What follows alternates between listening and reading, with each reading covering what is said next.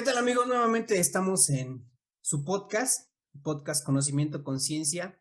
Nuevamente agradecer la oportunidad que nos dan de poder llegar con este material a sus oídos. Quiero decirles que son bienvenidos todos sus comentarios, tanto positivos como negativos. La idea con este material no es que manejemos verdades absolutas, sino que invitemos a la gente a reflexionar, a conocerse un poquito más, a desarrollar esa inteligencia sistémica que nos hace falta para conocer mejor la realidad en la que nos movemos. Nuevamente te saludo, Nacho, ¿cómo estás? ¿Qué tal, Checo? Muy bien, gracias. Pues espero que también lo estés pasando bien y pues vamos a entrarle, ¿no? Claro que sí, y el tema de hoy está padrísimo. Vamos a hablar el día de hoy sobre la muerte.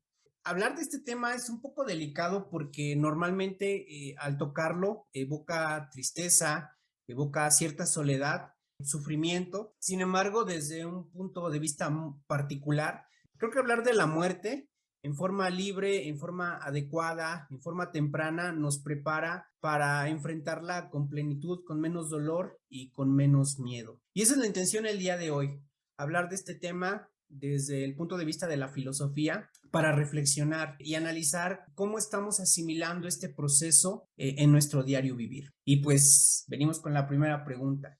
Desde la filosofía, ¿qué nos puedes decir sobre la muerte, Nacho? Bueno, antes que comience a hablar desde esa perspectiva, me gustaría citar a Borges.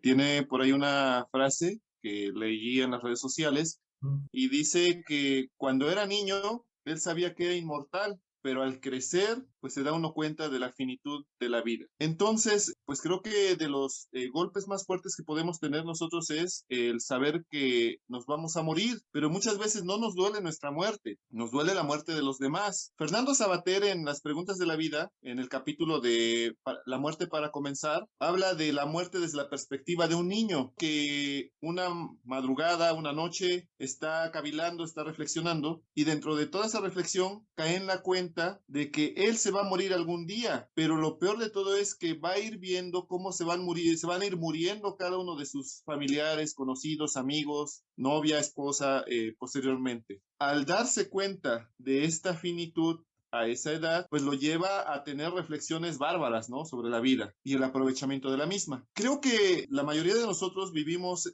nuestra vida pensando que jamás nos vamos a morir. Siempre nos acostamos haciendo planes para el otro día, pensando que al otro día vamos a abrir los ojos y vamos a seguir con este show que es la vida. Pero es porque no nos vamos preparando desde antes para esta situación que en algún momento nos va a alcanzar. Epicuro decía que cuando nace tu hijo, tienes que tomarlo entre tus brazos y decirle que algún día va a morir. El ser consciente de de tu muerte y de la muerte de tus seres queridos, pues te hace que padezcas menos este luto y este miedo.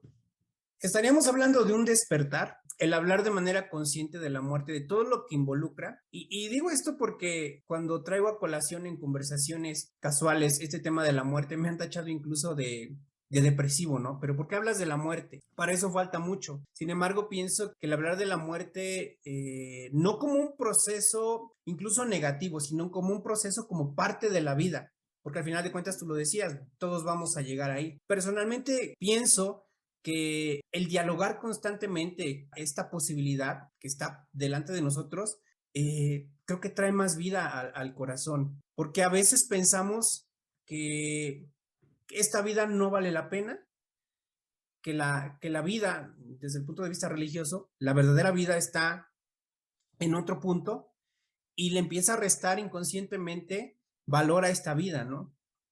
Y entonces nos empezamos a abrazar a los fracasos, a la derrota, y nos han metido esa idea de que pues está bien que yo sufra, porque en la otra vida voy a estar bien, como si esta no valiera la pena. Parte de este despertar creo que también implica asumir esa realidad en la que yo soy responsable del rumbo que está tomando mi vida y que no va a haber una autoridad religiosa, no va a haber alguna autoridad en casa, en el trabajo, sobre la cual pueda yo vaciar mi responsabilidad.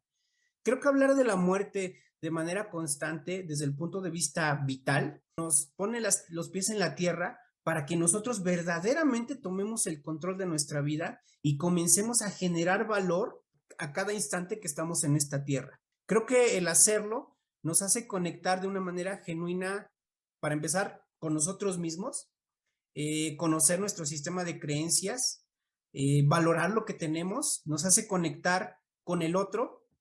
Últimamente se habla mucho de empatía a nivel conceptual, pero creo que la empatía se practica, se ejercita todos los días, y el saber que me voy a morir me ayuda a valorar, no sé, el desayuno que en la mañana me sirvió mi mamá, me ayuda a valorar, no sé, que en el transporte público alguien me salude, me ayuda a valorar muchas cosas, y también me ayuda a valorar la realidad en la que estoy viviendo, ¿no? Porque al final de cuentas somos un país o una cultura en el que la queja es algo constante, ¿no? Me quejo del gobierno, me quejo de mi trabajo, me quejo de mi físico, me quejo de todo. Sin embargo, creo que al final de cuentas hay una realidad con miles de posibilidades que nos brinda muchas oportunidades todos los días desde que nos permite Dios abrir los ojos.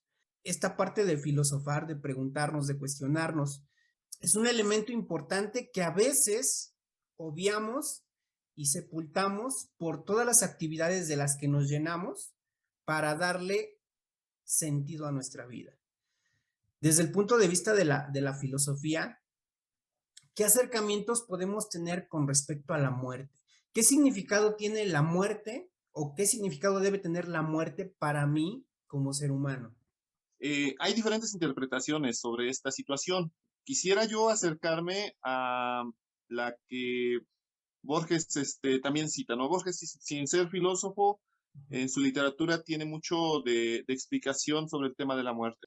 Hay un cuento que se llama El Inmortal, y en él habla sobre qué tan pesada sería esa inmortalidad. Un inmortal no se despide de otro inmortal porque sabe que en algún otro punto de la vida o del tiempo o del espacio se van a volver a encontrar como si nada. Entonces, en ese mismo relato, Borges da a entender que lo más apreciado y lo más bello de nuestra vida es el saber que nos vamos a morir. Cuando tú eres consciente de que te vas a morir, le das más valor a tu tiempo, le das más valor a tus actividades, le das más valor a las personas que están a tu alrededor, porque definitivamente no sabes si vas a continuar con ellos. Creo que el primer acercamiento es este, ¿no?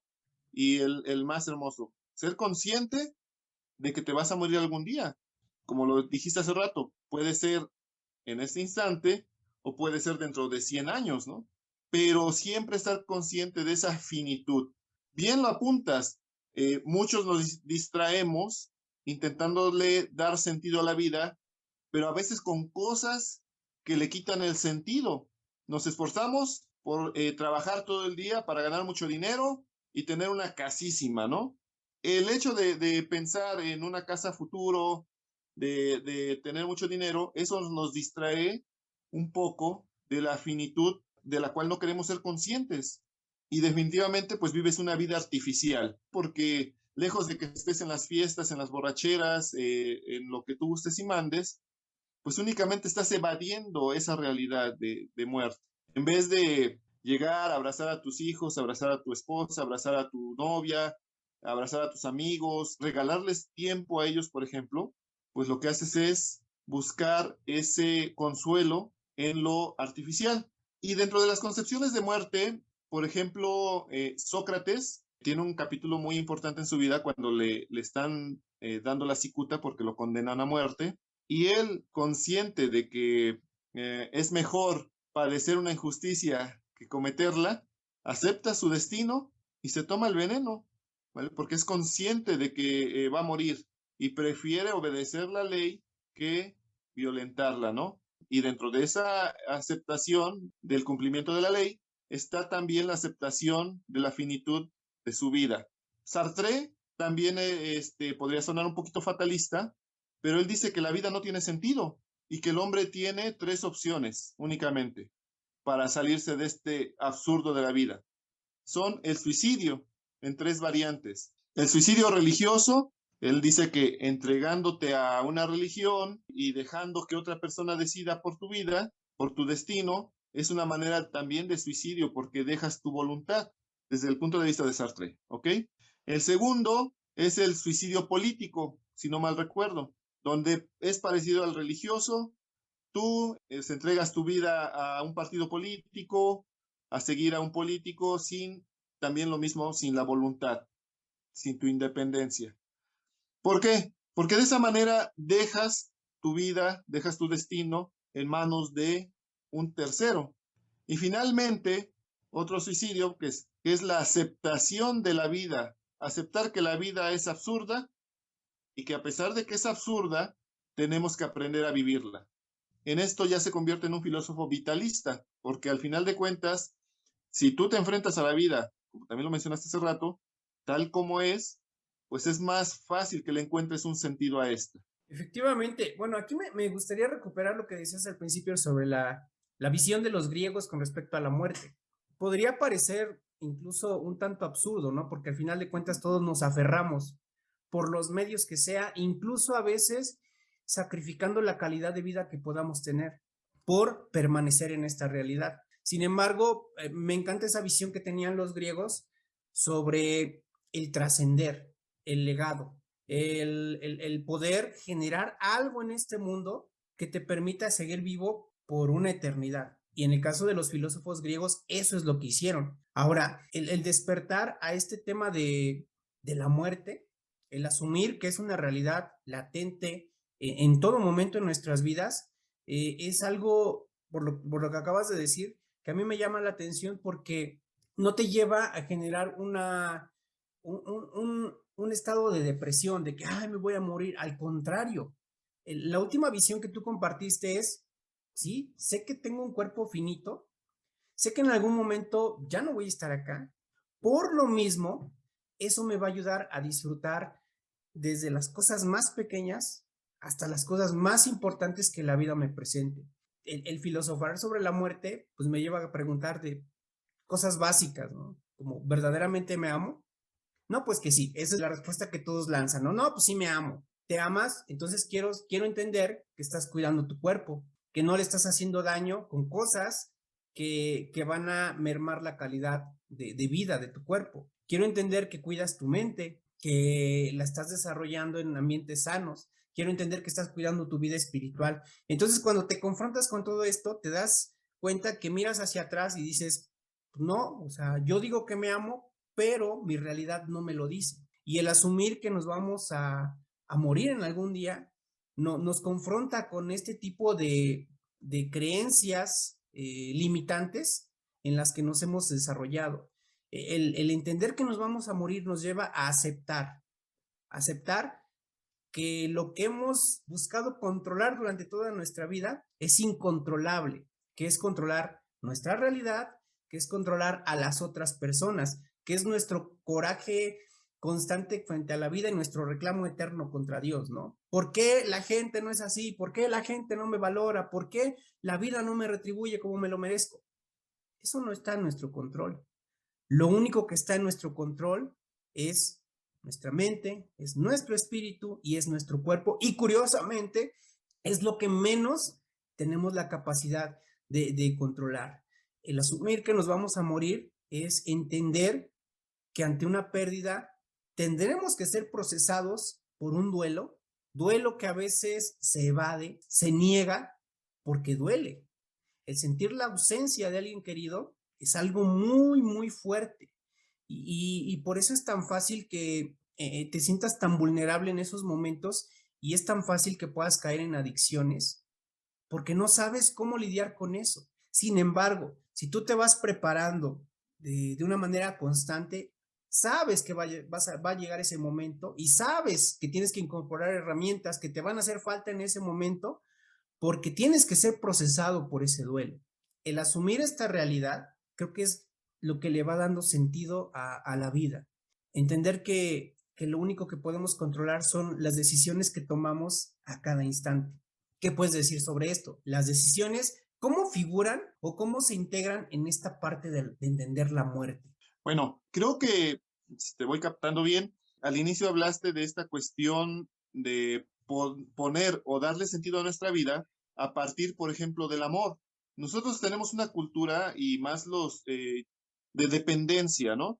De darle un sentido a la vida con la vida de otra persona, o ya de mayores hasta darle sentido a la vida con la vida de los hijos, ¿no? Cuando no debiera ser así. Entonces imagínate qué va a pasar si en determinado momento ese, vamos a llamarle objeto de amor, desaparece. O sea, tú caes en una desesperación, se acaba tu vida. ¿Por qué? Porque en vez de darle sentido a tu vida a través de tu propia muerte, estás dando sentido a tu vida a partir de alguien externo. Entonces, esa codependencia es lo que también no nos ha ayudado a darle un sentido como tal a la vida y obvio a la muerte. Entonces, nos hace falta mucha educación emocional, como lo mencionas, ¿no? Otra cosa que también es importante, y lo dijiste hace rato, muchas veces queremos resolver todo por nosotros mismos, ¿no?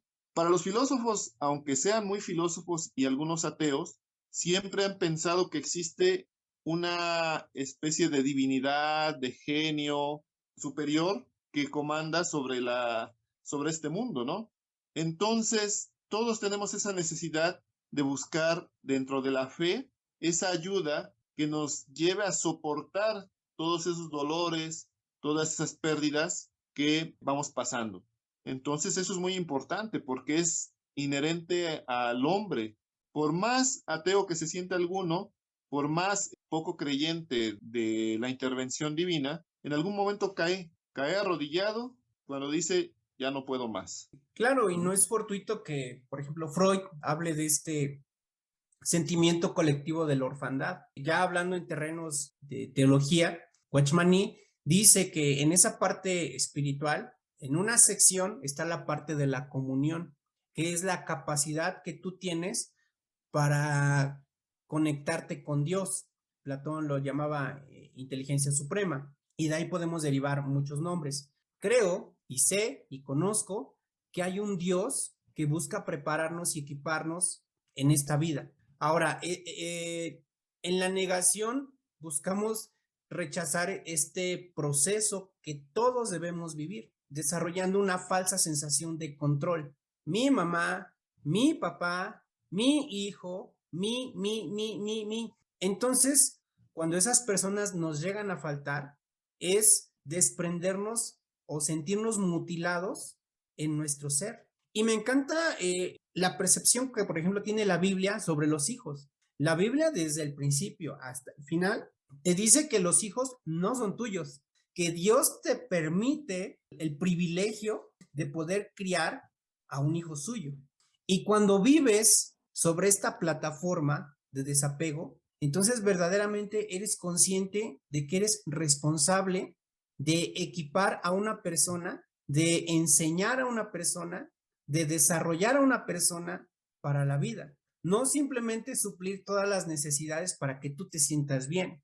Tú lo sabes mejor. El educar a un hijo no es ver el arco iris todos los días. Es dolor para ti cuando tienes que vigilar un sufrimiento controlado al dejarlo el primer día en el kinder, al quizás reprenderlo e irte a la cama con ese cargo de conciencia de que, yo lo hice sufrir. Entonces, creo que entender esta parte de la muerte es entender, somos nosotros y Dios caminando en este mundo. Y en este mundo te vas a encontrar a personas maravillosas que te van a enseñar lo valioso de esta vida, que te van a enriquecer a diario con un abrazo, con un beso, con una palabra, etcétera, etcétera, etcétera, pero asumiendo que lo único que podemos controlar es lo que somos nosotros. No podemos controlar cuánto tiempo van a vivir nuestros papás, no podemos controlar cuánto tiempo van a vivir tus hijos. Yo creo que el dolor más grande para una persona es ver morir a sus hijos. Y la vida no te garantiza en ningún momento que eso no va a suceder. Creo que verdaderamente concientizar este dolor te da un sentido más profundo sobre el valor de la vida. Y creo que te lleva a amar de una manera genuina porque amas desde la visión de no poseer a nada ni a nadie, y creo que ese es el amor más puro que podemos encontrar en la vida. Bueno, como lo dijeron los Beatles, only need is love, lo único que necesitas es amor para darle sentido a la vida. Sí. Pero bien dices, ¿no? Hay que saber distinguir cuál es el amor genuino y cuál es el amor superficial, ¿no? Cuál es el amor por necedad y cuál es el amor que realmente te llena y te hace ser mejor. Si nos empezamos a acercar hacia estos temas de la muerte, de la finitud, de inclusive de la fe, desde pequeños, creo que podemos llegar a ser adultos más funcionales y más felices, ¿no? Fíjate que algo bonito que decía Epicuro es que no debes temerla a la muerte, porque la muerte, cuando tú estás vivo, no está, y cuando tú mueres, ella está, pero tú ya no. Y esto me remite mucho a una experiencia personal, ¿no? Y creo que a lo mejor algunos se van a identificar en ese sentido. Cuando estás frente al cadáver de un ser querido, ya la esencia que lo hacía ser ya no está. Únicamente ves un cuerpo inerte, un cascarón que llevaba esa esencia, pero que al final de cuentas se ha perdido. Sí, y creo que eso nos lleva a dos caminos. Creo que todos tenemos seres amados y por momentos nos aterra el saber que los podemos perder. En nuestra cultura puedes tomar dos caminos, extrañar o culparte, pero el que extraña es el que verdaderamente honra la memoria de aquel ser querido que ya no está. ¿Cómo? Pues yo te puedo decir que con el fallecimiento de mi mamá, honro su memoria, honro su presencia en mi vida a través de ejecutar la vida que ella hubiera querido para mí, a través de ejecutar todas esas enseñanzas con las que me educó. Creo que ese es un camino, pero también está el otro camino, el de la culpabilidad, ese camino que te lleva o que crea esa necesidad de tener que compensar con elementos materiales todo aquello que tú sientes que no le pudiste dar o no le quisiste dar a esa persona en vida y que también te lleva a tratar de suplir socialmente todo aquello que tú sientes que no pudiste hacer por esa persona, sin juzgar, pero a veces veo enormes caravanas siguiendo a una persona que ya no está, veo enormes rituales, personalmente pienso eso, es una falta de paz y de tranquilidad, que lo que tú dices es bien cierto. Lo que está ahí, después de que la persona ya no está, es algo inerte y le intentamos dar un significado que quizás ya no tiene. Y algo que me decía mi mamá y todavía lo traigo presente es que lo que tú me quieras dar, dámelo ahorita. Ahorita que puedo comerlo, ahorita que puedo verlo, ahorita que puedo disfrutarlo. Ya después ya no. Y creo que vivimos en una cultura de la culpabilidad. Le damos una carga enorme a ciertos rituales que al final de cuentas lo que buscan es apaciguar, no sé, cierto sentimiento de culpa por lo que no pudimos hacer. Y regreso a lo que comentaba al principio, el asumir que la muerte es parte de la vida te hace vivir de una manera consciente en todo momento. A veces obviamos tantas cosas que nuestros hijos nunca se van a ir, que nuestros papás nunca se van a ir, que nuestra pareja nunca se va a ir, y dejamos de disfrutar cosas tan esenciales y tan básicas como un abrazo, un beso, una plática. Ahora con lo del celular, ¿no? Veo tantos hogares en que en la hora de la comida el poder dialogar es menospreciado, todos con el celular. El poder tener una plática con una persona en vivo es menospreciado porque prefiero estar duro y darle por el chat de WhatsApp.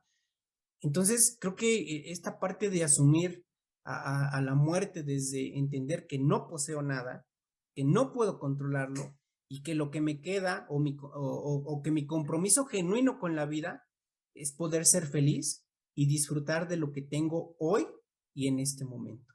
Exactamente, más que nada es llegar a ser conscientes, valga la redundancia, de esa finitud de la vida y de la vida de nuestros seres queridos, de lo que amamos, y es aprovechar el tiempo que tengamos sobre este mundo, sobre este planeta, pues tenemos que aprovecharlo pasando tiempo con las personas que nos quieren, con las personas que nos estiman, porque efectivamente la mayor parte de las personas que sufren la pérdida de alguien no es tanto porque realmente sientan la pérdida de algo valioso, sino por ese remordimiento que padecen de no haber hecho tantas cosas, como tú dices, desde una llamada telefónica, una visita, un café. Obviamos las cosas Pensamos que siempre van a estar ahí para nosotros. Sí, y es bien importante esta parte porque el vivir en negación sobre esto de la muerte, de hecho tenemos una cultura que en sus tradiciones se burla de la muerte, ¿no? Se ríe y lo ve como algo cómico y lejano e improbable. Sin embargo, yo creo o pienso que la persona que murió en X accidente automovilístico, cuando salió de su casa, nunca le pasó por su cabeza, hoy no regreso. Es una posibilidad latente en cualquier persona que esté viva. Creo que asumir esta conciencia de la muerte es lo que verdaderamente nos humaniza. Creo que los animales no tienen conciencia de su finitud, ¿no? El Ujú. animal sale y vive por instinto y hace por instinto y en algún momento muere y nunca lo vas a ver escribiendo a un león, no sé, reflexiones o poetizando sobre la ausencia, la muerte, el dolor. Es algo que como humanidad tenemos, pero que hemos hecho a un lado. Nadie quiere ser consciente sobre eso. Y creo que el no prepararnos para la muerte, el no asumir que nos podemos morir en cualquier momento, el no entender que las personas que amamos en algún momento se van a ir, nos puede llevar a que la vida nos tome desprevenidos. Y esto puede traer consecuencias devastadoras para nosotros, porque puede llegar a hundirnos en intentar aferrarnos a lo que ya no es. Vivir de recuerdos nos puede llevar a generar un gran vacío y a vivir en una confusión por un mes, por un año, por 10 años o por toda una vida. Y podemos llegar a ser personas que físicamente tienen signos vitales, pero que mental y espiritualmente pues ya han muerto. Y esto pasa, por ejemplo, lo noto con jóvenes o con personas ya a cierta edad, donde pues ya lo único que esperan cada día es, bueno, ¿cuándo me voy a morir? ¿Cuándo se acaba esto? Cuando la realidad es que tenemos miles de posibilidades cada día desde que Dios nos permite abrir los ojos. Fíjate que sí tiene que ver con un sinsentido de la vida, ¿no? Como también lo apunta Camus. Él, por ejemplo, escribió un ensayo basado en el mito de Sísifo para demostrar el absurdo de la vida, que Sísifo fue un personaje de la mitología griega que por sus malas acciones, por engañar a los dioses, por engañar a la muerte, es castigado, pero no es castigado para que preste servicio a los dioses. Su castigo es todos los días subir una piedra por una pendiente, una montaña, y en cuanto llega a la cima, la piedra se regresa y vuelve a comenzar el castigo. Así hasta el fin de los tiempos. Camus lo compara también con la vida vacía que llevan muchos, en el sentido de sus vidas laborales, sus vidas en el hogar. En el hogar, una ama de casa pierde el sentido de la vida también porque todos los días es la misma actividad.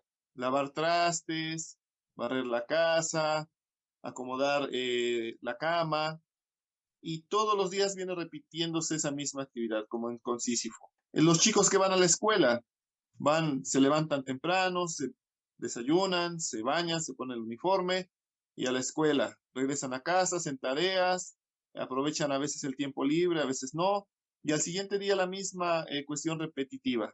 Creo que también una manera de darle o agregarle valor a la vida es ir modificando las actividades, por ejemplo, ¿no?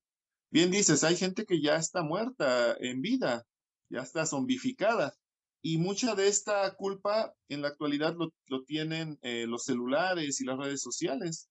¿Qué pasa cuando a algún chico le quitas el celular o deja a alguien sin redes sociales todo un día? No soporta ya la realidad, quiere vivir la realidad del móvil, la realidad de la red social donde son populares, donde son guapos y guapas, perfectos y perfectas, pero cuando se enfrentan a la realidad y ven que no es así, pues viene ese choque, viene ese sinsentido de su razón de ser. Creo que hasta a veces lo comunicamos hasta de manera inconsciente.